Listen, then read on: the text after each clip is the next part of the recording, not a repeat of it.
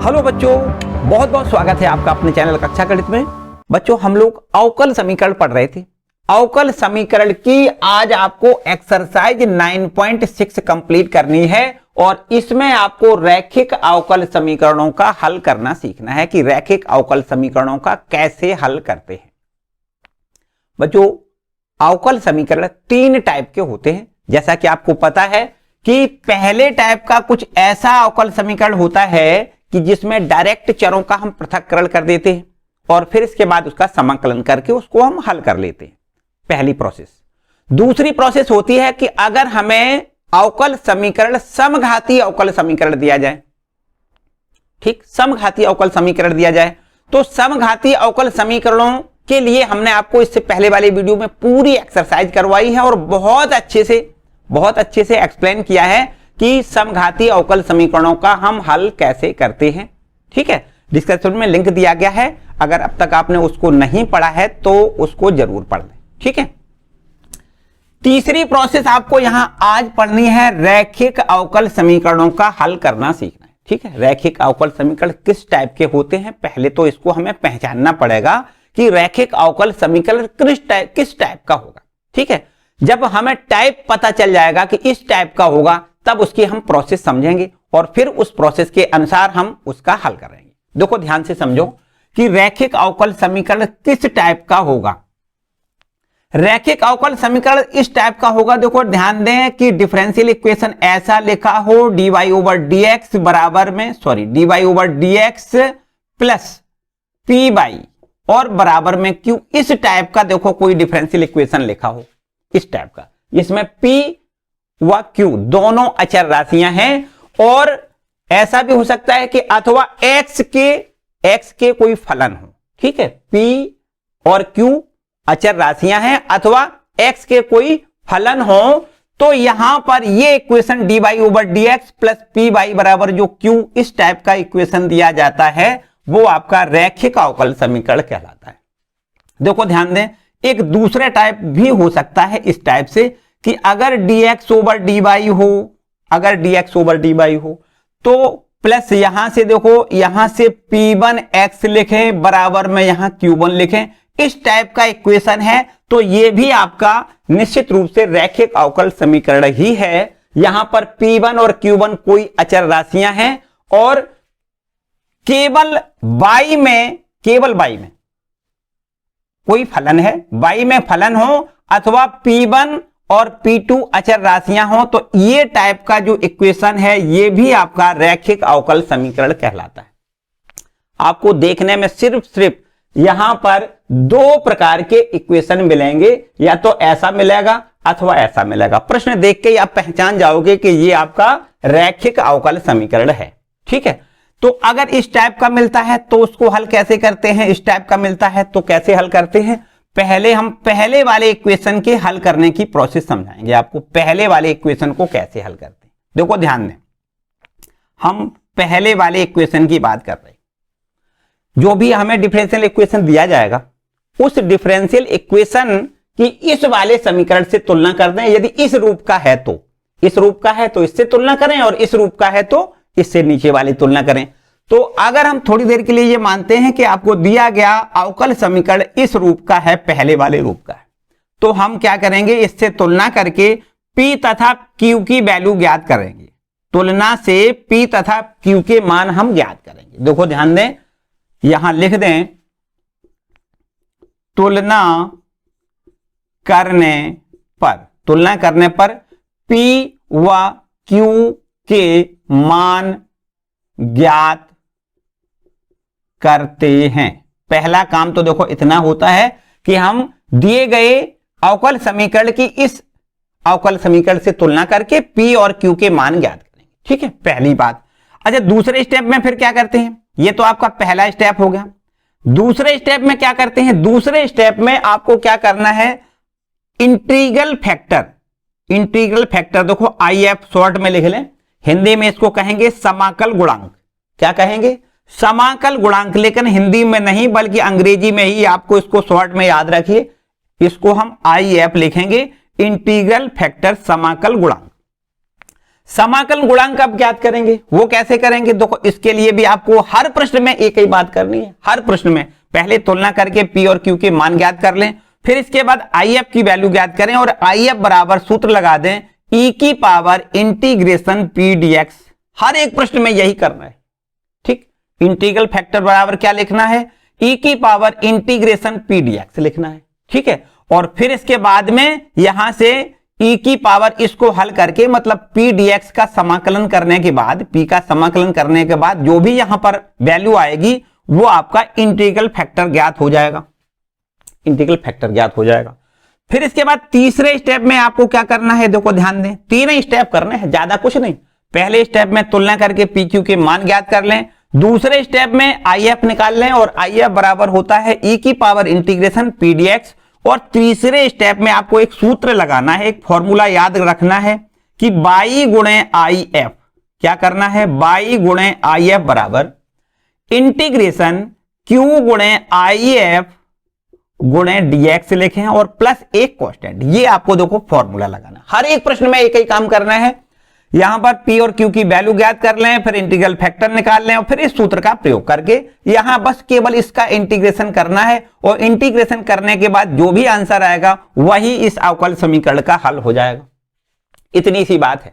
इसमें देखो यहां पर कभी कभी ऐसा होगा कि इसका इंटीग्रेशन करने के लिए हो सकता है आपको खंडशः समाकलन लगाना पड़े, बाई पार्ट इंटीग्रेशन करना पड़े, हो सकता है पार्शियल डिफरेंशियल करना पड़े, मतलब इसका आंशिक भिन्नों में अवकलन करना पड़े, है ना, सॉरी आंशिक भिन्नों के द्वारा तोड़ने के बाद इसका समाकलन करना पड़े, या हो सकता है कि इसमें यहां से कोई क्रमशः समाकलन का कोई टॉपिक सूत्र अप्लाई करना पड़े। तो जो भी आपको यहां पर जिस स्थिति में ये दिखाई दे कि इसका हमें समाकलन कौन से सूत्र से करना है, बस उसी के अनुसार इसका समाकलन करेंगे और जो भी आंसर आएगा वही इसका अवकल समीकरण का हल कहलाएगा, व्यापक हल कहलाएगा, ऐसे भी कह सकते हैं, ठीक है। तो बच्चों हमने पहली वाली ये प्रोसेस बताई कि इसके लिए आपको क्या क्या करना है, केवल 3 स्टेप आपको फॉलो करने, ठीक है। और है तो वास्तव में सेकंड वाले के लिए भी यही बात, लेकिन थोड़ी सी बदली है, थोड़ी सी बदलाव है। देखो ध्यान दें, अगर सेकंड की बात करें, ये आपका जो सेकंड वाला इक्वेशन है उसकी बात कर लें। दूसरे वाले इक्वेशन के लिए हम क्या करेंगे? अब अगर मान लेते हैं कि dx ओवर डी वाई, अगर dx over d y plus p1x बराबर q1 जैसा समीकरण मिलता है, मतलब सीधी बात है कि यहां अगर dy ओवर dx है तो समझो इस टाइप का है, और अगर dx ओवर dy है तो समझो इस टाइप का है। तो अगर इस टाइप का है तो यहां से हम इससे तुलना करके p1 की वैल्यू, p1 व q1 का मान ज्ञात करेंगे, काहे से मान ज्ञात करेंगे? तुलना करके, हैं, तुलना करके हम p1 व q1 का मान ज्ञात करेंगे। वो तो देखो वही बात हो गई जो इसमें किया है, वही काम यहां करना है। दूसरे स्टेप पर देखो क्या करना है, दूसरे स्टेप पर हमें इसमें भी इंटीग्रल फैक्टर ही निकालना पड़ेगा, लेकिन इंटीग्रल फैक्टर का थोड़ा फॉर्मूला बदल जाएगा। यहां पर हमने लिखा है e की पावर इंटीग्रेशन पी डीएक्स लिखा है, आपको यहां लिखना है p1 dy लिखना है। क्या लिखना है? p1 dy लिखना है, ठीक है। dx नहीं लिखना है, यहां पर dy लिखना है, इतनी बात ठीक है। और फिर इसका यहां पर e की पावर जो ऊपर राशि है इसका समाकलन करके हम इंटीग्रल फैक्टर ज्ञात कर लेंगे। तीसरे स्टेप में अब देखो यहां पर एक फॉर्मूला जो है ये वाला है, इस फॉर्मूले की जगह पर थोड़ा सा बदलाव कर दें। यहां पर हम एक सूत्र लगाएंगे, वो होगा बाई गुणे, यहां पर बाई था ना, तो यहां लिखना है x गुणे, क्या लिखना है? x गुणे आई एफ बराबर इंटीग्रेशन, यहां लिखना है q1 गुणे आई एफ गुणे dx लिखना है प्लस एक कांस्टेंट, ठीक है। इस टाइप से देखो, सॉरी यहां पर dx की जगह पर dy लिखना है ना, dy लिखना है, q1 गुणे आई एफ गुणे dy और प्लस एक कांस्टेंट, बस इसमें मान लिख के इसको हल कर लेंगे तो इस अवकल समीकरण का ये व्यापक हल हो जाएगा, ठीक है। बस इतना ही काम करना है। बाकी समाकलन करने के लिए हमने जैसा कि बताया कि समाकलन करने के लिए किसी में खंडशः समाकलन हो सकता है, किसी में क्रमशः हो सकता है, किसी में आंशिक भिन्नों के द्वारा समाकलन करना पड़ सकता है। जो भी स्थिति यहां पर बन रही हो उसी के अनुसार हमें समाकलन करना है, और समाकलन करने के बाद जो भी आंसर आएगा वो इस अवकल समीकरण का व्यापक हल कहलाएगा। ठीक है, इतना काम आपको इस एक्सरसाइज में करना है 9.6 एक्सरसाइज। ठीक है, तो मेरे ख्याल से बच्चों इतनी बात प्रोसेस समझ में आपको आ गई होगी। अब हम सीधे एक्सरसाइज के क्वेश्चनों पर चलते हैं। एक्सरसाइज 9.6 का पहला क्वेश्चन। ठीक है, कोई दिक्कत? वीडियो को लाइक जरूर कर दें, चैनल पर नए आए हैं तो चैनल को सब्सक्राइब कर लें। और एक्सरसाइज 9.6 की स्टार्टिंग करते हैं। ठीक है, इसको रब कर लेते हैं। 9.6 एक्सरसाइज का देखो पहला क्वेश्चन क्या है। देखिए पहला क्वेश्चन क्या है, लिखा है प्रश्न संख्या 1 से 12 तक के लिए दिया गया है कि इसका हमें व्यापक हल बताना है। ठीक है, पहला प्रश्न देखो क्या है। पहला प्रश्न है dy over dx plus 2y और बराबर में यहां दिया गया है sin x। देखो बच्चों बड़े आराम से आपको शायद देखने में कोई समस्या नहीं लगी होगी, पहचानने में कोई समस्या नहीं लगी होगी कि ये आपका रैखिक अवकल समीकरण है। बिल्कुल पक्की बात, क्योंकि ये समीकरण dy over dx plus py बराबर q के रूप का है ना। dy over dx plus py बराबर में q के रूप का है, तो इससे हमें क्या करना है, तुलना करनी है। तुलना करने से हमें देखो पहला स्टेप कंप्लीट हो जाएगा। p की वैल्यू और q की वैल्यू यहां से ज्ञात हो जाएगी। देखो ध्यान दें, y का गुणांक p है, यहां y का गुणांक 2 है, तो हम कह सकते हैं p बराबर 2। और इसी प्रकार यहां अचर पद q बराबर यहां sin x लिखना है। ठीक है, q बराबर sin x लिखना है। तो p की वैल्यू हमें ज्ञात हो गई, q की वैल्यू ज्ञात हो गई, पहला स्टेप कंप्लीट हो गया। दूसरे स्टेप में हमने आपको बताया था कि आप इंटीग्रल फैक्टर निकाल लें। क्या निकाल लें? समाकल गुणांक निकाल लें। तो इसके लिए हमने फॉर्मूला बताया था e की पावर इंटीग्रेशन p dx लिखना होता है ना, यही तो बताया था। बराबर में इंटीग्रेशन, यहां पर e की पावर इंटीग्रेशन p की वैल्यू हमें 2 लिखनी है ना, 2 इंटू dx लिख दें। अब देखो भैया 2 का तो समाकलन हम करते नहीं है, तो 2 तो हम बाहर निकाल लें, 1 बचेगा, 1 इंटू dx मतलब समाकलन करोगे तो x। ठीक है, तो यहां से e की पावर 2x ये मिल गया इंटीग्रल फैक्टर if। इतनी बात तो मेरे ख्याल से बिल्कुल एकदम बढ़िया से समझ में आई होगी कि इंटीग्रल फैक्टर भी हमने निकाल लिया। अब हमने तीसरे स्टेप के लिए आपको बताया था कि हमें सूत्र अप्लाई करना है। कौन सा देखो सूत्र अप्लाई करना है, इसको हल करने के लिए सूत्र होता है y गुणे if बराबर इंटीग्रेशन q गुणे if इंटू dx और प्लस कॉन्स्टेंट। यही तो हमने सूत्र बताया अभी हमने। देखो ध्यान दें, y ज्यों का त्यों लिख दें, if को हम लिखेंगे e की पावर 2x और बराबर का निशान लगाएं, इंटीग्रेशन q का मान हम sin x लिख दें और इंटीग्रल फैक्टर को हम लिखेंगे e की power 2x into dx plus constant. अब देखो भाई यहां तक हम लोग पहुंच गए, यहां तक तो किसी प्रकार की कोई समस्या ही नहीं। अब बस इतनी बात बची कि इसका हमें इंटीग्रेशन करना है, इसका इंटीग्रेशन करना है। ठीक है, तो अब देखो यहां से थोड़ा और आगे आए तो ये लिखा है y गुणे e की पावर 2x बराबर में, इसका हमें क्या करना है, समाकलन करना है। इसके लिए काम करते हैं, इसको हम i लिख दें और प्लस कांस्टेंट आपका ये लिखा हुआ है। बस इसका हम i की वैल्यू जैसे ही ज्ञात कर पाएंगे वहां i की वैल्यू उठा के हम यहां रख दें तो समझो इसका हमें इस समीकरण का हल मिल जाएगा, या ये कहें व्यापक हल मिल जाएगा। ठीक है, हम i की वैल्यू देखो कैसे ज्ञात करेंगे, यहां से i है क्या, i बराबर हमने किसको माना था, ये देखो ये पूरा है समाकलन sin x इंटू e की पावर 2x इंटू dx। इसकी वैल्यू हम यहां ज्ञात करेंगे और i की वैल्यू यहां रख के हम इसका हल हमें मिल जाएगा। ठीक है, तो अब यहां से देखो कैसे करोगे, इसको कैसे करोगे, इस पर हम एक फलन को फर्स्ट लिख दें और एक आपका ये सेकंड लिख दें। ठीक है, फर्स्ट फलन आपको पता है ट्रिग्नोमेट्रिक फलन, इसको फर्स्ट मानेंगे, एक्सपोनेंशियल ये सेकंड हो जाएगा क्योंकि एक्सपोनेंशियल लास्ट में आता है ना, आइलेट के अनुसार में t पहले आता है e लास्ट में आएगा, तो इसका मतलब इसको फर्स्ट मानेंगे, इसको सेकंड मानेंगे। तो यहां से देखो फर्स्ट फलन ज्यों का त्यों लिखेंगे sin x, फर्स्ट फलन। सेकंड का समाकलन बताओ, e की पावर 2x का समाकलन e की पावर 2x बटे 2 होता है। यहां तो ये तो बताने की समस्या ही नहीं है कोई, है ना। फर्स्ट फलन सेकंड का समाकलन माइनस समाकलन, फर्स्ट का अवकलन कर दो भाई।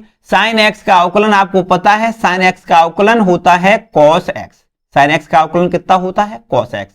तो यहां फर्स्ट का हमें अवकलन करना है, कर दिया भाई। और सेकंड का समाकलन e की पावर 2x का e की पावर 2x और अपॉन में 2 लिख दें इंटू dx। इतनी बात ठीक है। थोड़ा और आगे देखें तो ये है साइन एक्स इंटू ई की पावर 2x और बटे में 2 लिखा है, माइनस यहां देखो 1 बटे 2, ये बटे में जो 2 है ना इसको समाकलन से बाहर कर लो। बिल्कुल वही स्थिति फिर से दोबारा, cos x इंटू ई की पावर 2x इंटू dx। यहां भी देखो फिर दोबारा से 2 फलन है तो गुणनफल वाला फिर से सूत्र लगा दो।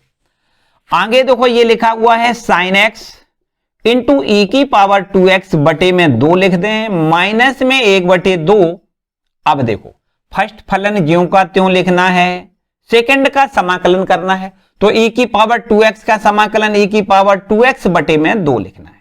फर्स्ट फलन सेकंड का समाकलन माइनस समाकलन, फर्स्ट का अवकलन लिख दें तो cos x का अवकलन आपको माइनस साइन x लिखना है।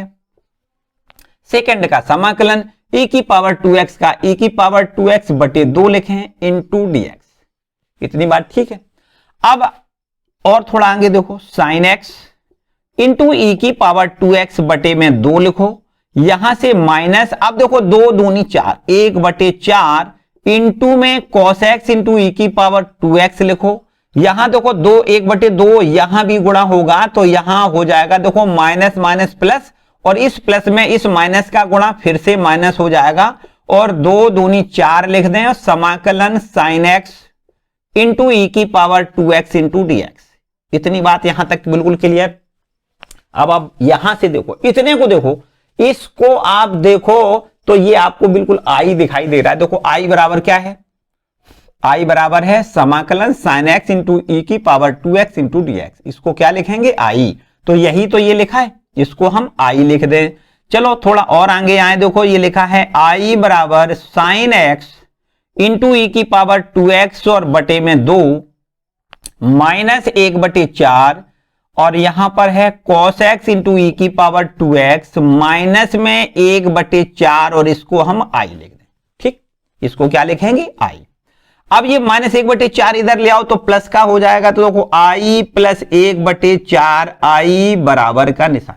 ठीक है, यहां से इन दोनों पदों से ई की पावर 2x भी कॉमन है और बटे में 4 भी कॉमन लें, तो e की पावर 2x बटे 4 यहां से हम कॉमन लें। यहां हमें कितना मिलेगा, देखो यहां से बटे में 2 है, 2 दूनी 4, यहां 2 इंटू साइन एक्स मिल जाएगा, और माइनस में ये बटे में 4 कॉमन, ये भी कॉमन, तो यहां cos x आप लिख दें। ठीक है, तो यहां देखिए 4 एकम 4 और 5, यहां लिख दें 5i बटे में 4 बराबर में e की पावर 2x बटे में 4 लिखोगे, और यहां से 2 sine x minus cos x। ठीक है, यहां देखो ये 4 से ये 4 कैंसिल हो जाएगा, जब 5 का भाग कर दें तो यहां से हमें i की वैल्यू मिल जाएगी। यहां देखिए, चलो थोड़ा सा पीछे लौट के आ जाओ, i बराबर यहां निकाल के आपको बताते हैं कि i बराबर कितना हो जाएगा। i बराबर हो जाएगा e की पावर 2x बटे में 5 लिख दें, इंटू कोष्टक में लिखेंगे 2 sine x minus cos x। ये देखो i की वैल्यू है।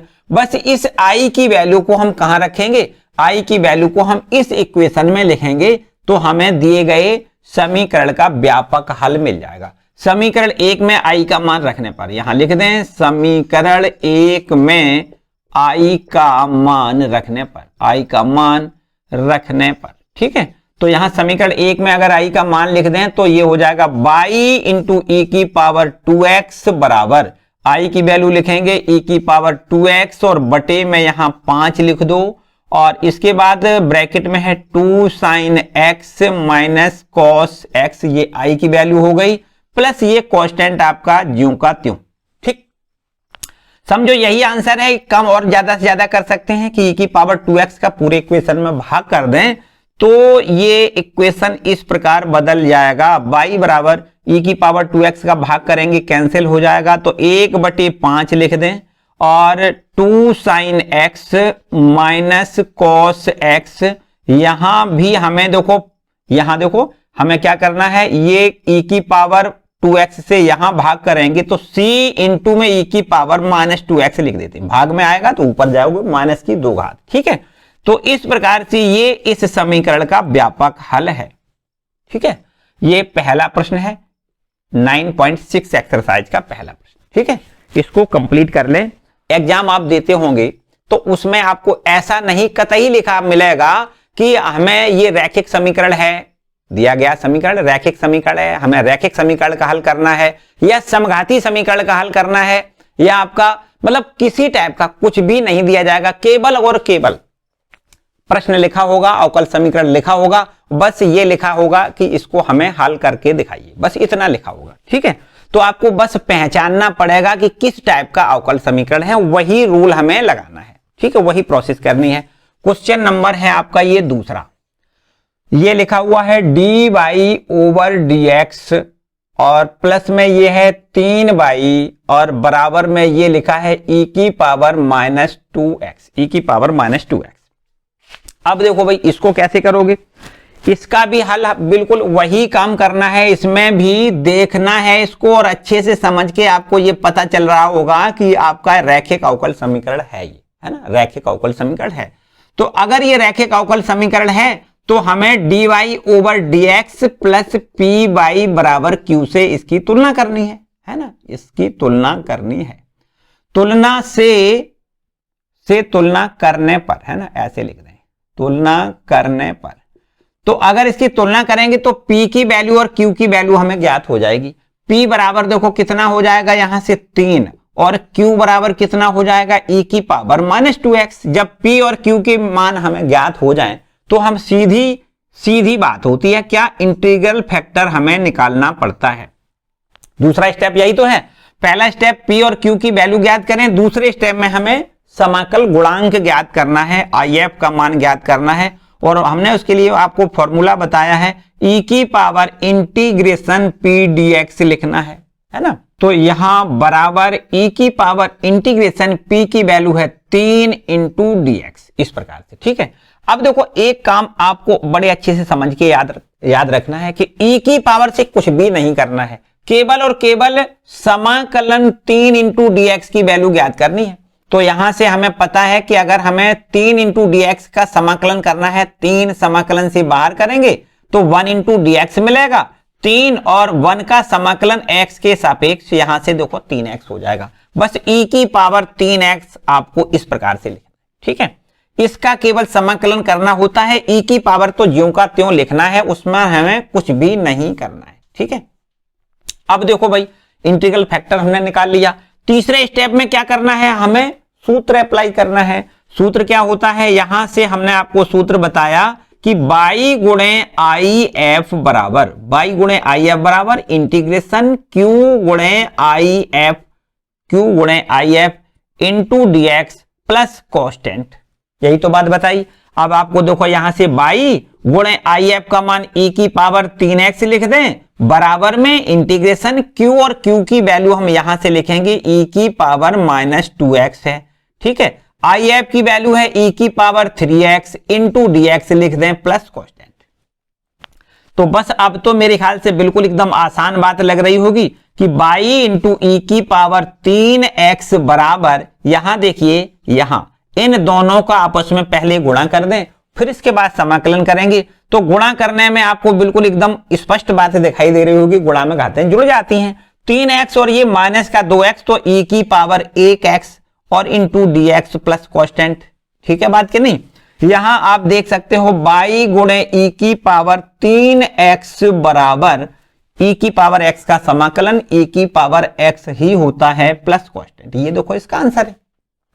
चाहो तो इसको y बराबर अगर निकालना चाहो तो y बराबर क्या करोगे, e की पावर 3x का इधर डिवाइड कर दें, तो यहां से देखो हो जाएगा x बटे में हो जाएगा e की पावर 3x प्लस c बटे में हो जाएगा e की पावर 3x। तो बस ये आंसर आ गया। देखो y बराबर x इंटू e की power -3x plus c into e की पावर -3x। ये देखो इसका हमें व्यापक हल मिल गया। ठीक है, इस प्रकार से क्वेश्चन नंबर दूसरा आपका कंप्लीट होता है। ठीक है, चलो इसके बाद आगे आते हैं, क्वेश्चन नंबर 3 की बात कर लेते हैं। तीसरा प्रश्न क्या है देखो, है ना, कंप्लीट हो गया, किसी को कोई डाउट तो नहीं। चलो यहां पर तीसरा प्रश्न देखो क्या है, लिखा है dy over dx plus p by बराबर एक्स स्क्वायर। ये भी देखो बिल्कुल एकदम यही पैटर्न है, p dy over dx plus p by बराबर क्यू के पैटर्न का है। देखो क्वेश्चन नंबर 3 है ना, क्वेश्चन नंबर 3 पर आती है। देखो तीसरा प्रश्न क्या है, देखिए ये है आपके पास तीसरा प्रश्न, इसमें लिखा है dy over dx plus p upon में x लिखा है, सॉरी p नहीं बल्कि बाई अपॉन x है ना, बाई अपॉन x, यहां पर बाई अपॉन x और बराबर में x स्क्वायर। ये आपका देखो ये क्वेश्चन है ना, तो इसको कैसे करोगे, इसको हम पहले तो हमने बताया कि इसको पहचानो भाई, तो यहां पहचान हमें बिल्कुल एकदम स्पष्ट दिख रही है कि ये dy over dx plus p by बराबर q के रूप का है। तो इससे हमें इसकी तुलना करनी है, से तुलना करने पर, तो अगर इसकी हम तुलना कर दें तो यहां से देखो p की वैल्यू मिल जाएगी और q की, तो p की वैल्यू कितनी है देखो ध्यान से समझना है, 1/x। जो x का जो सॉरी y का जो गुणांक है वो देखो 1/x है, यहां y का गुणांक p है, तो p बराबर कितना हो जाएगा, 1/x हो जाएगा, और q बराबर यहां से x स्क्वायर हो जाएगा। ठीक है, तो p और q की वैल्यू हमें मिल गई। दूसरे स्टेप में क्या करना है, हमें इंटीग्रल फैक्टर की वैल्यू निकालनी है, IF की वैल्यू निकालनी है। तो IF बराबर इंटीग्रेशन, देखो ध्यान दें, e की पावर इंटीग्रेशन p dx लिखना होता है, बराबर e की पावर इंटीग्रेशन p का मान 1/x लिख दें इंटू dx। अब आगे e की पावर देखो 1/x का समाकलन आपको पता है log x होता है। ठीक है, e की पावर log x। अब एक बात और यहां देखो, एक नई बात है कि e की पावर log x की वैल्यू कितनी होती है, आपको बहुत अच्छे से पता है कि e की पावर log x बराबर x होता है। देखो ध्यान से समझो, e की पावर log कहीं ऐसा लिखा है log x स्क्वायर, तो इसकी वैल्यू x स्क्वायर हो जाएगी, मतलब log के आगे जो भी लिखा है वही इसकी वैल्यू होती है। जैसे e की पावर यहां पर लिखा है log sin x, s इस प्रकार से लिखा है, तो आपको यहां पर इसकी वैल्यू sin x लिखनी है, मतलब log के आगे जो लिखा है वही इसकी वैल्यू लिखनी। ठीक है, तो e की पावर log x को हम क्या लिखेंगे, x लिखेंगे। तो अब हमने इंटीग्रल फैक्टर देखो निकाल लिया। इंटीग्रल फैक्टर जब यहां से निकाल लेते हैं तो फिर सीधा हम डायरेक्ट फॉर्मूला लगा देते हैं।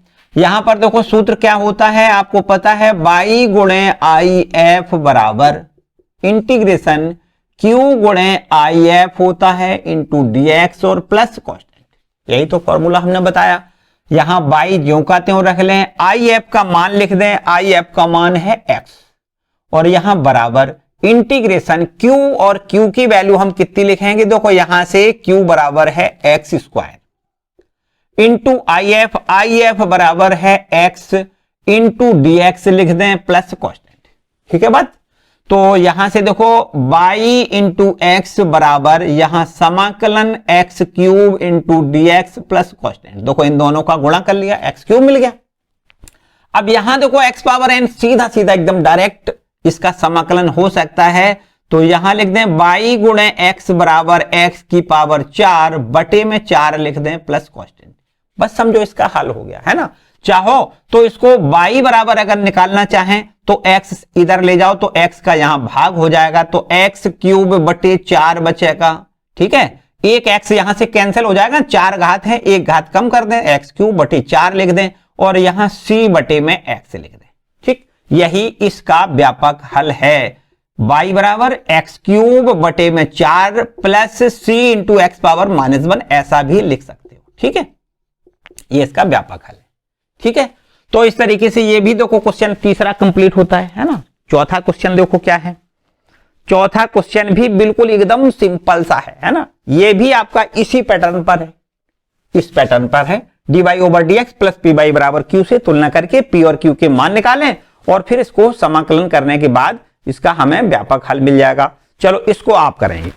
आगे क्वेश्चन नंबर 5 देखो, हम करके दिखाते हैं आपको। क्वेश्चन नंबर 5 देखिए, क्वेश्चन नंबर 5 क्या है, यहां लिखा है cos square x into d y over d x plus y बराबर में 10x, और x का मान 0 से π/2 के बीच में है ना, 0 से π/2। चलिए यहां आपको क्वेश्चन नंबर 5 दिया गया है cos स्क्वायर एक्स इंटू में d y over d x, और यहां प्लस वाई है और बराबर में यहां 10x है। ठीक है, तो यहां देखो जो प्रश्न आपको दिख रहा है, इस प्रश्न में थोड़ी सी एक ऐसा लग रहा होगा कि इसमें कुछ भिन्नता है, हालांकि है नहीं। थोड़ी सी भिन्नता को अगर हम सही करना चाहें, बिल्कुल इसका रूप बढ़िया बनाना चाहें, रैखिक अवकल समीकरण का रूप बनाना चाहें, तो यहां cos स्क्वायर एक्स को यहां हटा लें। तो क्या करेंगे, पूरे इक्वेशन में cos स्क्वायर एक्स का भाग कर दें। तो यहां देखो d y over d x हो जाएगा, प्लस ये 1 में cos स्क्वायर एक्स लिख दें, और ये बाई ज्यों का त्यों है, बराबर में ये है 10x, और इसमें भी हम cos स्क्वायर एक्स से भाग कर दें। ठीक, हमने cos स्क्वायर एक्स से पूरे समीकरण में भाग कर लिया। थोड़ा और आगे देखो तो ऐसे लिख सकते हैं d y over d x plus 1 cos square को हम sec square x into by ज्यों का त्यों, बराबर का निशान लगाओ। यहां इसको हल करना चाहें तो कर सकते हैं, या फिर ऐसा बना रहने दें, बाद में देखेंगे। 10x इंटू में इसको भी हम sec स्क्वायर एक्स लिख दें। देखो ध्यान दें, 1 cos स्क्वायर बराबर क्या होता है, sec स्क्वायर एक्स। ठीक है, चलो अब देखो ये बढ़िया सा एकदम वही रूप लग रहा है जो अभी हमने रैखिक अवकल समीकरणों का रूप बताया है। D y over d x plus p by बराबर क्यू के रूप का ये समीकरण है। तो ये आपका रैखिक अवकल समीकरण है। इससे हमें क्या करना है, तुलना करनी है। तुलना करने पर यहां हमें p की और q की वैल्यू मिल जाएगी। p बराबर हो जाएगा sec स्क्वायर एक्स, और q बराबर हो जाएगा 10x इंटू में sec स्क्वायर एक्स। इतनी बात ठीक है, p की वैल्यू मिल गई, q की वैल्यू मिल गई। अब तीसरे स्टेप में क्या करना होता है, सीधा हम इंटीग्रल फैक्टर निकाल लेते हैं। क्या करते हैं, इंटीग्रल फैक्टर। इंटीग्रल फैक्टर बराबर होता है e की पावर इंटीग्रेशन p dx, है ना। हर एक में वही काम करना है, बराबर e की पावर इंटीग्रेशन p की वैल्यू हम यहां लिखेंगे sec स्क्वायर x और dx इंटू dx। ठीक है, बराबर में e की पावर sec स्क्वायर x का समाकलन यहां लिखना है 10x। तो ये हमें देखो इंटीग्रल फैक्टर की वैल्यू मिल गई। इतना करने के बाद इंटीग्रल फैक्टर की वैल्यू जब मिल जाती है, तब इसके बाद देखो अगला स्टेप क्या होता है।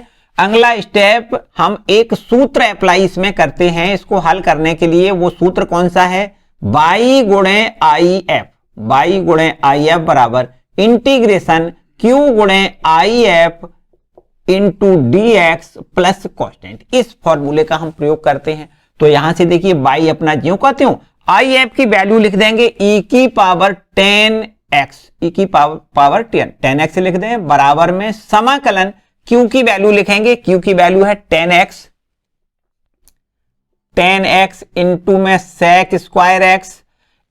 ठीक है, और फिर इसके बाद इंटीग्रल फैक्टर की वैल्यू लिखेंगे e की पावर 10x और इंटू dx लिख दें, प्लस ये कांस्टेंट। ठीक है, अब देखो इसका हमें समाकलन करना है। समाकलन करने में थोड़ा दिमाग लगाओ भैया, हमें क्या करना है, कैसे इसका समाकलन हो जाए। तो मेरे ख्याल से आपको अच्छे से समझ में आ रहा होगा कि अगर हम 10x को t मान लें, प्रतिस्थापन कर लें, 10x बराबर t माने, तो इसका अवकलन sec स्क्वायर एक्स dx बराबर dt हो जाएगा। चलो यहां से y इंटू e की पावर 10x ये ज्यों का त्यों। ठीक है, इसका हमें समाकलन करना है। तो यहां से देखो हम लिख देते, यहां देखो, यहां हम मान लेते हैं 10x बराबर t। क्या मानेंगे, 10x बराबर t। अवकलन कर दें तो ये sec स्क्वायर एक्स dx बराबर हम dt लिख लेंगे। ठीक है, इतना काम हम यहां कर दें।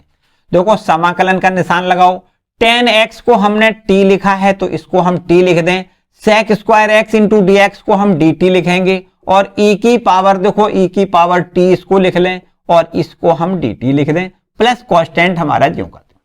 क्लियर बात। यहां देखो अब दो फलन होगा इस पर, इसको हम फर्स्ट मान लें, इसको सेकंड मान लें, है ना। एल्जेब्रिक फलन फर्स्ट फलन हो जाएगा और ये सेकंड हो जाएगा।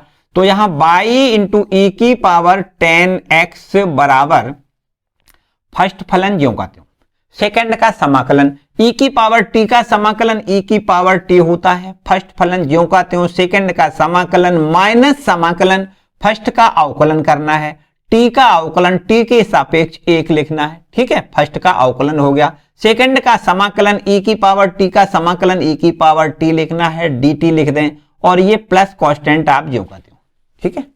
तो यहां देखिए बाई इंटू ई की पावर 10x बराबर टी इंटू ई की पावर टी माइनस, अब देखो ई की पावर टी का समाकलन ई की पावर टी होगा प्लस कांस्टेंट, अब टी की वैल्यू रख दें तो समझो इसका हमें हल मिल जाएगा। बाई इंटू ई की पावर 10x बराबर टी की वैल्यू कितनी लिखेंगे 10x, तो यहां लिखें 10x इंटू ई की पावर 10x, यहां देखो टी का मान 10x लिख दें, माइनस ई की पावर 10x, यहां भी देखो टी को हम 10x लिख दें और प्लस कांस्टेंट, समझो ये आपका आंसर आ गया। इसमें हम चाहें तो e की पावर 10x का पूरे इक्वेशन में भाग कर दें, है ना। तो भाग करने से हमें यहां बाई बराबर मिल जाएगा, e की पावर 10x का भाग, ये खत्म काम, यहां से देखो ये भी खत्म हो जाएगा, तो यहां हमें 10x मिलेगा, माइनस ये भी खत्म हो जाएगा, यहां 1 मिल जाएगा, प्लस यहां c बटे में e की पावर 10x, इस प्रकार से लिखना है,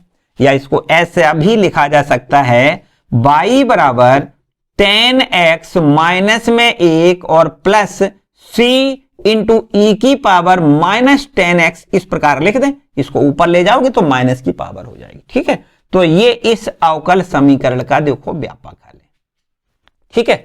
चलो क्वेश्चन नंबर 5 इसको भी नोट कर लें। आगे हम लोग आते हैं क्वेश्चन नंबर 6 पर, है ना। क्वेश्चन नंबर 6 देखो क्या है, क्वेश्चन नंबर 6वां, देखिए इसको पहले रब कर लेते हैं। यहां भी देखो हमें पहले थोड़ा सा इसको रूप बनाना है इसका, इसको रब कर लें। क्वेश्चन नंबर 6वां देखो भाई,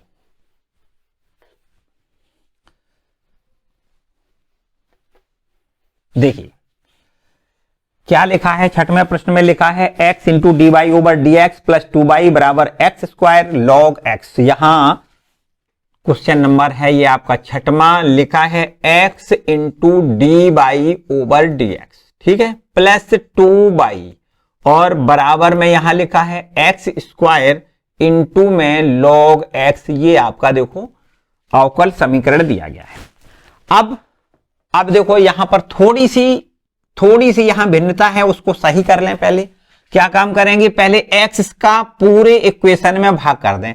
x का भाग करोगे तो ये इक्वेशन हमारा बिल्कुल रैखिक अवकल समीकरण का जो मानक रूप है उस रूप में कन्वर्ट हो जाएगा। dy over dx plus 2y, यहां हमें x से देखो भाग करना है, बराबर यहां x से भाग करोगे तो स्क्वायर इसका कैंसिल हो जाएगा, तो x इंटू लॉग एक्स, ठीक है।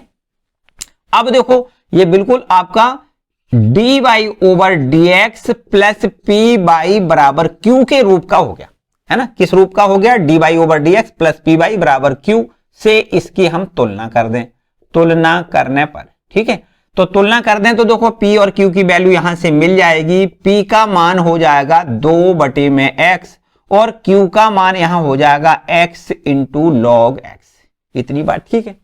इसके बाद आगे की प्रोसेस क्या करोगे, देखो ध्यान दें, जब p और q की वैल्यू हमें ज्ञात हो जाती है तो हम इंटीग्रल फैक्टर की वैल्यू ज्ञात करते हैं। IF बराबर e की power integration p into d x बराबर e की पावर इंटीग्रेशन p की वैल्यू है 2/x इंटू डी एक्स लिख दें।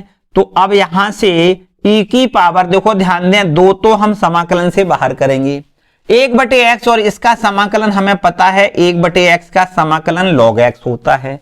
अब थोड़ा इसको भी हम हल और करेंगे आगे, तो e की पावर यहां देखो ध्यान दें log x का होल स्क्वायर लिख सकते हैं, log m की पावर n बराबर n यहां होता है, तो इस n को हम घात में भी ले जा सकते हैं, है ना।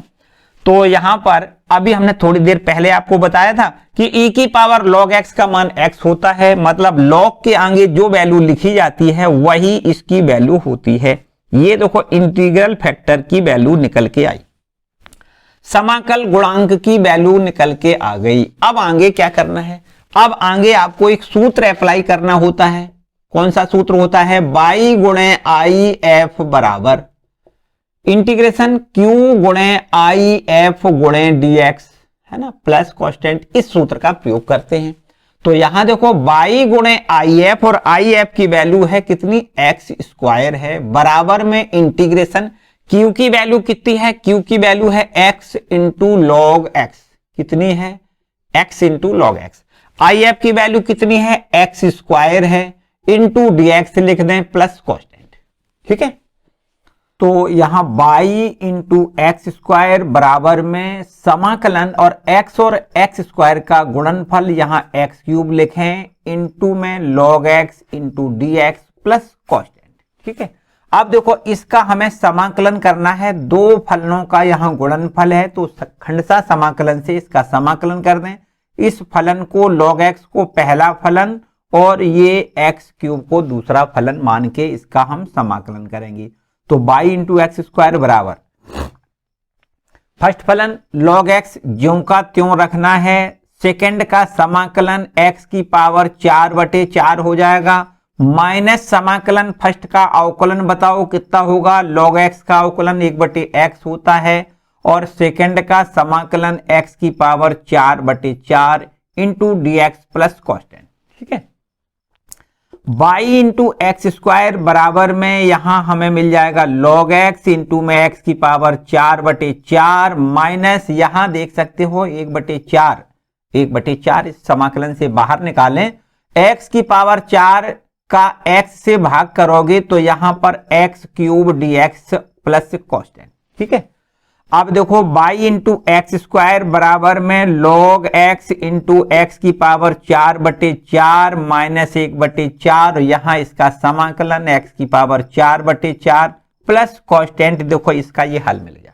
ऐसा करते हैं, एक्स स्क्वायर का पूरे इक्वेशन में भाग कर दें तो हमें y बराबर मिलेगा कितना, देखो एक्स स्क्वायर यहां से कैंसिल हो जाएगा, 4 घात से 2 घात बचेगी, है ना, तो यहां लिख देते हैं एक्स स्क्वायर बटे में 4 इंटू में log x माइनस 4 चौको 16 लिख दें, और एक्स स्क्वायर का जब भाग करेंगे तो यहां एक्स स्क्वायर मिल जाएगा प्लस c बटे में एक्स स्क्वायर लिख दें। ठीक है, बस यही समझो आंसर है, y बराबर एक्स स्क्वायर बटे में 4 इंटू में log x minus 1/16 x square, और ये प्लस c इंटू एक्स की पावर -2 लिख दें, ऊपर ले जाएं तो माइनस की 2 पावर, समझो यही आंसर है। देखो अगर इसको हम चाहें तो थोड़ा और भी बदल के लिख सकते हैं, दोनों जगह से यहां कॉमन लें, एक्स स्क्वायर भी देखो कॉमन है, और यहां 16 एलसीएम लेके अगर हल करना चाहें तो स्टेप बढ़ा सकते हैं, बाकी कुछ ना करें, बस इतना ही आंसर लिख दें, कोई समस्या वाली बात नहीं। ठीक है, तो चलिए इसको नोट कर लें, क्वेश्चन नंबर 6वां है, और अब आगे आते हैं क्वेश्चन नंबर 7वें पर। देखो 7वां प्रश्न क्या है, इसको भी देखो हमें थोड़ा मानक रूप में बनाने के लिए थोड़ा बदलना पड़ेगा, इसको रब कर लें। क्वेश्चन नंबर 7 पर आ जाओ। देखिए 7वां प्रश्न लिखा है, तो क्वेश्चन नंबर 7 लिखा है, इसमें लिखा है x इंटू में log x इंटू log x into d y over d x plus y, और बराबर में लिखा है 2/x इंटू लॉग एक्स। इसको भी देखो थोड़ा सा बदल लें, मानक रूप में बना लें। रैखिक अवकल समीकरण का जो मानक रूप होता है उसमें d y over d x होता है, तो x इंटू लॉग एक्स यहां से हटा दें, भाग कर दें, d y over d x plus यहां से 1/x इंटू लॉग एक्स हो जाएगा, ये y ज्यों का त्यों, बराबर में यहां देखो 2 ये भाग में आ जाएगा, लॉग एक्स कट जाएगा, तो 2/x स्क्वायर यहां लिख सकते हैं। ठीक है, अब देखो ये आपका मानक रूप में बदल गया, कौन से मानक रूप में, d y over d x plus p y बराबर क्यू से इसकी हम तुलना कर दें, से तुलना करने पर। ठीक है, अगर तुलना करेंगे तो p की वैल्यू हमें 1/x इंटू लॉग एक्स मिल जाएगी, Q की वैल्यू हमें 2/x² मिल जाएगी। जब P और Q की वैल्यू मिल जाती है तो हम अगला स्टेप इंटीग्रल फैक्टर निकालते हैं। e की पावर इंटीग्रेशन p dx लिख दें, बराबर में e की पावर इंटीग्रेशन p की वैल्यू है 1/x इंटू लॉग x, ये dx। ठीक है, अब देखो इसका समाकलन कैसे करोगे। समाकलन करना है 1/x log x का समाकलन करना है। कैसे करोगे, देखो प्रतिस्थापन करना है। अगर हम यहां से log x को t माने, log x को t माने तो अवकलन 1/x dx बराबर dt होगा। ठीक है, तो 1/x dx इसको हम dt लिखेंगे और नीचे इसको हमने log t को log x को हमने t माना है। तो 1/t का समाकलन आपको पता है log t होता है। अब t की वैल्यू लिख दें, t की वैल्यू कितनी है, t बराबर है log x। तो बच्चों याद रखिए इसका समाकलन कितना होगा, इसका समाकलन होगा e की पावर log x। कितना होगा, log x। देखो इसका समाकलन होगा। ठीक है, इसका समाकलन। ठीक, इसको आप चाहें तो यहां पर आप ऐसे नोट कर सकते हो। ठीक है, तो यहां इसको हम लिख सकते हैं log x। हमने अभी बताया e की पावर log, ये यहां पर log के आगे जो भी वैल्यू लिखी होती है वही इसकी वैल्यू होती है। तो इंटीग्रल फैक्टर की वैल्यू यहां से हमें देखो मिल गई log x। ठीक है, अब अगले स्टेप में हमें क्या करना होता है, अगले स्टेप में हमें एक सूत्र अप्लाई करना होता है इसको हल करने के लिए। वो सूत्र है y गुणे आई एफ बराबर इंटीग्रेशन q गुणे I F into dx plus constant. ये हमें फॉर्मूला अप्लाई करना है। तो y इंटू आई एफ, और आई एफ बराबर हमें लिखना है log x। आई एफ बराबर क्या लिखना है, log x लिखना है, बराबर समाकलन q, और q की वैल्यू हम यहां से देखो कितनी लिखेंगे, q की वैल्यू है 2/x² इंटू आई एफ बराबर हम लिखेंगे log x into dx plus constant.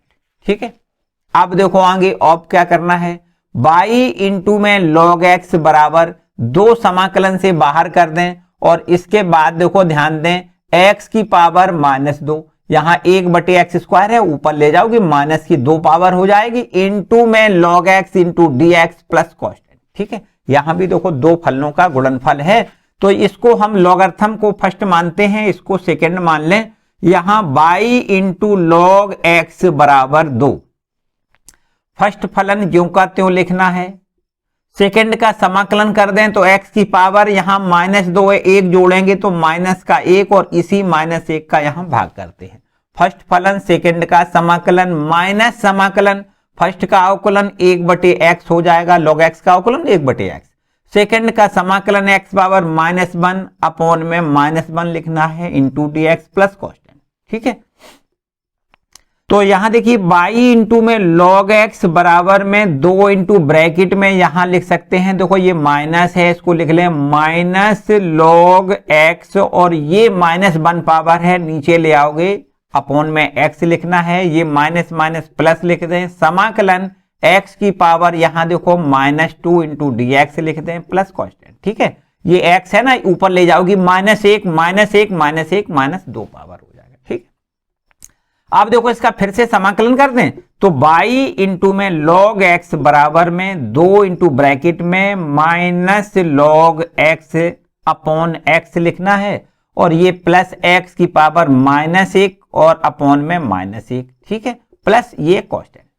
Clear बात, चलो बस यही समझो इसका हल है। y इंटू में log x बराबर में माइनस में 2 log x minus 2 log x upon में x लिख दें, और ये आपका देखो माइनस है ना, ये माइनस हो जाएगा, और इसमें हम लिख दें 2 में x, -1 पावर है, नीचे ले आओगे प्लस का 1 पावर हो जाएगा। ठीक है, और ये प्लस कॉन्स्टेंट आप ज्यों का त्यों रख लें।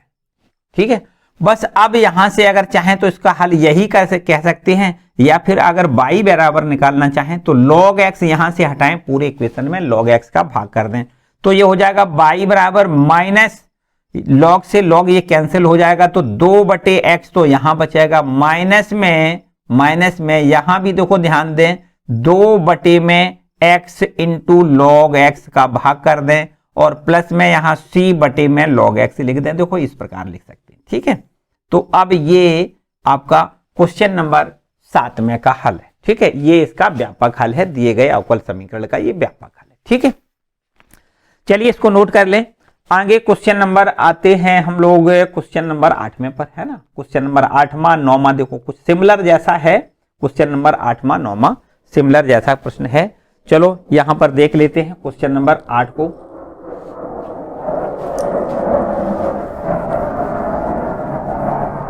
आप देखिए क्वेश्चन नंबर 8वां लिखा है 1 plus x square into d y plus 2x y into d x बराबर cot x into d x का हल करना है। देखो इसको भी थोड़ा हमें बदलना पड़ेगा मानक रूप बनाने के लिए। यहां पर हमें दिया गया है 1 plus x square into d y और ये है प्लस में 2x into y into d x और बराबर में यहां दिया गया है cot x into d x, ठीक है। इसका हमें हल करना है। तो पहले तो इसको हम मानक रूप में बना लेते हैं। यहां से 1 प्लस एक्स स्क्वायर को हटाएं, पहले 1 प्लस एक्स स्क्वायर का पूरे इक्वेशन में भाग कर दें। या फिर एक काम कर सकते हैं कि ये आपका देखो dx वाला पद है, इसमें भी dx है, दोनों पदों को एक साथ ले आए, है ना। दोनों पदों को एक साथ रख के इसको पहले हम dy ओवर dx की शकल में बना लें। 1 plus x square into d y और यहां से बराबर का निशान लगा दें, इधर जाएगा तो ये कॉट एक्स और कॉट एक्स के बाद माइनस का हो जाएगा 2x इंटू वाई और ये इंटू डी एक्स कॉमन है, ठीक है। अब देखो dx का यहां भाग कर दें तो इस प्रकार से dy ओवर dx बराबर हमें कितना मिल जाएगा, ये हो जाएगा cot x माइनस में 2x इंटू वाई और ये बटे में 1 प्लस एक्स स्क्वायर का यहां देखो भाग कर दें, ये भाग में कर दें, ये इधर भाग में कर दें, ठीक है। ये dx का इधर हो गया और ये इधर भाग में आ गया। अब यहां से देखो इसका हम थोड़ी शकल उसी रूप में बना लें जो मानक रूप है, उसी शकल में इसको कन्वर्ट करें। तो dy ओवर dx बराबर यहां देख सकते हो माइनस में 2x y upon 1 plus x square लिख लें और प्लस में यहां cot x अपॉन में 1 प्लस एक्स स्क्वायर लिख लें। देखो ऐसे कर सकते हो। यहां से हमने इसमें अलग भाग कर दिया, इसका अलग भाग कर दिया। ये माइनस वाला पद है, अगर इधर ले आए तो बिल्कुल इसका मानक रूप बदल जाएगा। देखो dy over dx plus 2x into y upon 1 plus x square बराबर में यहां लिख दें cot x अपॉन में 1 प्लस एक्स स्क्वायर। देखो ये मानक रूप में बदल गया। कौन से रूप में हो गया, dy ओवर dx। किस रूप में हो गया, देखो dy over dx plus py बराबर q के रूप में हो गया, है ना। इससे हमें तुलना करनी है। तुलना करने पर यहां से हमें p और q की वैल्यू मिल जाएगी। p बराबर हो जाएगा, देखो ध्यान दें 2x बटे में 1 प्लस एक्स स्क्वायर, ये तो p की वैल्यू हो जाएगी। और q की वैल्यू कितनी हो जाएगी, q बराबर हो जाएगा cot x अपॉन में 1 प्लस एक्स स्क्वायर, ये q का मान हो जाएगा। अब जब p और q की वैल्यू हम ज्ञात कर लेते हैं तो अगला स्टेप होता है, इसमें हमें इंटीग्रल फैक्टर निकालना पड़ता है। तो इंटीग्रल फैक्टर बराबर होता है e की power integration p dx। e की पावर इंटीग्रेशन p की वैल्यू हम लिखेंगे 2x बटे 1 plus x square into d x लिख दें। तो देखो भैया इसका समाकलन आपको बिल्कुल एकदम स्पष्ट दिखाई दे रहा होगा। 1 प्लस एक्स स्क्वायर को t मानेंगे तो 2x dx बराबर dt बटे t मतलब log t, है ना। तो इसको हम लिख सकते हैं e की power log 1 plus x square लिख सकते हैं, ठीक है।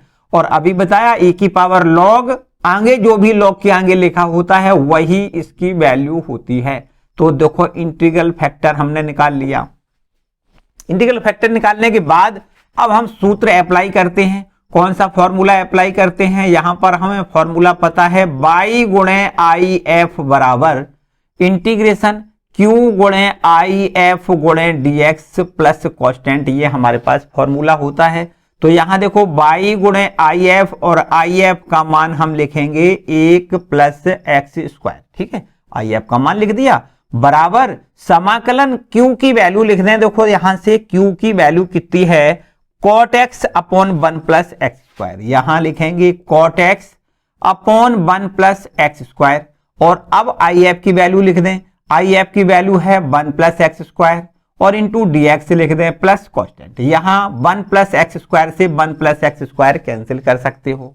तो यहां देखिए y into 1 plus x square बराबर में समाकलन cot x into d x plus constant.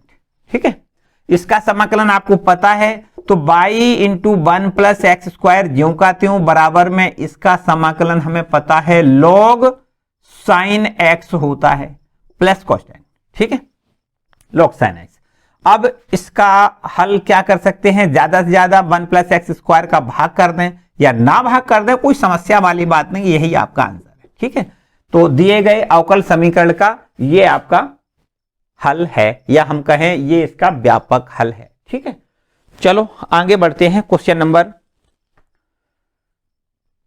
इसके बाद 9वां प्रश्न पे आते हैं। देखो चलिए आगे आते हैं, क्वेश्चन नंबर 9वां की बात करें तो 9वां सवाल भी इसी से मिलता जुलता है। इसको भी हम बिल्कुल एकदम मानक रूप में इसको कन्वर्ट कर लें, पहले रैखिक समीकरण का जो मानक रूप है उस रूप में बदल लें और फिर इसके बाद हम तुलना करने पर हमें पी और क्यू के मान मिल जाएंगे। चलो इसको आप खुद करेंगे। ठीक है, 9वां प्रश्न आपके लिए है, ये होमवर्क हो गया। ठीक है, इसको आप खुद कर लें, या किसी प्रकार की अगर कोई समस्या आती है तो भाई कमेंट सेक्शन में कमेंट करके जरूर पूछ लें। ठीक है, अगले वाली वीडियो में इसका हम हल भेज देंगे अगर आपको ऐसी कोई समस्या लग रही है। तो चलिए और आगे बढ़ जाएं, हम लोग बढ़ते हैं क्वेश्चन नंबर 10 की बात कर लें। 10वां देखो क्या है, 10वां प्रश्न ये क्या है, देखो ध्यान दें, ये हमारे पास है x plus by into D by over d x, और ये बराबर में 1 दिया गया है। ठीक है, इसमें देखो हमें पहले तो हमने बताया कि आपको रैखिक अवकल समीकरण की शक्ल में इसको कन्वर्ट करना है। तो यदि इसको हम ऐसे लिख दें कि d y over d x बराबर, तो ये 1 बटे एक्स प्लस वाई हो जाएगा। देखो ये तो कोई भी शक्ल नहीं रही है ना, ये कोई शक्ल नहीं रही, ना तो आपके पहले प्रकार का रैखिक अवकल समीकरण है, ना ये दूसरे प्रकार का रैखिक अवकल समीकरण है। तो इसको हम थोड़ा देखो और इस प्रकार से बदलें, इसको अगर हम ऐसा बदल दें कि ये dx ओवर dy हो जाए, तो इसको हम ऐसे लिख देते हैं x प्लस वाई। ठीक है कि नहीं, dx ओवर dy बराबर x प्लस वाई, या इसको ऐसा लिखा जा सकता है dx over dy minus x बराबर y। देखो ऐसे इसको लिख दें, तो अब हमें ये dx over dy plus p1x बराबर q1 के रूप का रैखिक अवकल समीकरण दिख रहा है। तो हमें इससे तुलना करनी है, से तुलना करने पर, ठीक है, तुलना करने पर हमें देखो क्या मिल जाएगा, यहां से हमें P1 की वैल्यू -1 मिलेगी, x का गुणांक -1 है ना, P1 बराबर -1 और Q1 बराबर हमें y मिलेगा। P1 और Q1 की वैल्यू निकाली, तो इसके बाद अब हमें इंटीग्रल फैक्टर की जरूरत है। भाई इंटीग्रल फैक्टर निकाल लेते हैं, तो ये होता है e की power integration P1 into D by, P1 into D by, है ना, यही तो होता है, उसमें PDX होता है, इसमें P1 डी बाई लिखते हैं। तो बराबर में e की पावर इंटीग्रेशन P1 और P1 की वैल्यू -1 लिख दें और इंटू में डी बाई। अब देखो माइनस को यहां समाकलन से बाहर करेंगे और 1 का समाकलन y के रिस्पेक्ट में कर रहे हैं, तो यहां पर हमें y मिलेगा। ठीक है, तो ये हो गया इंटीग्रल फैक्टर की वैल्यू। इंटीग्रल फैक्टर होने के मिलने के बाद अब हम क्या करते हैं, तीसरे स्टेप में क्या करते हैं, एक सूत्र अप्लाई इसमें देखो करते हैं। यहां पर सूत्र का रूप थोड़ा बदला हुआ होता है, यहां हम लिखते हैं x इंटू आई एफ बराबर इंटीग्रेशन, यहां लिखते हैं Q1 into I F into D by और प्लस कॉन्स्टेंट। ठीक, अब यहां देखो x इंटू आई एफ और आई एफ की वैल्यू हम लिखेंगे e की पावर -y बराबर में इंटीग्रेशन Q1 और Q1 की वैल्यू हम लिखेंगे y, Q1 की वैल्यू y लिखेंगे और आई एफ की वैल्यू लिखेंगे e की power -y into d y लिख दें प्लस कॉन्स्टेंट। ठीक है, यहां पर इसको हम खंडसा समाकलन से हल कर लें, तो x इंटू ई की पावर -y बराबर पहला फलन इसको मान लें, दूसरा फलन इसको मान लें, तो ये हो गया फर्स्ट फलन सेकंड का समाकलन, e की पावर -y का समाकलन e की पावर -y और -1 से भाग करना है। फर्स्ट फलन सेकंड का समाकलन माइनस समाकलन फर्स्ट का अवकलन, देखो y का अवकलन y के सापेक्ष 1 होता है, e की पावर माइनस बाई का समाकलन करना है, e की पावर माइनस बाई -1 से भाग करें इंटू डी बाई लिख दें प्लस कॉस्टेंट।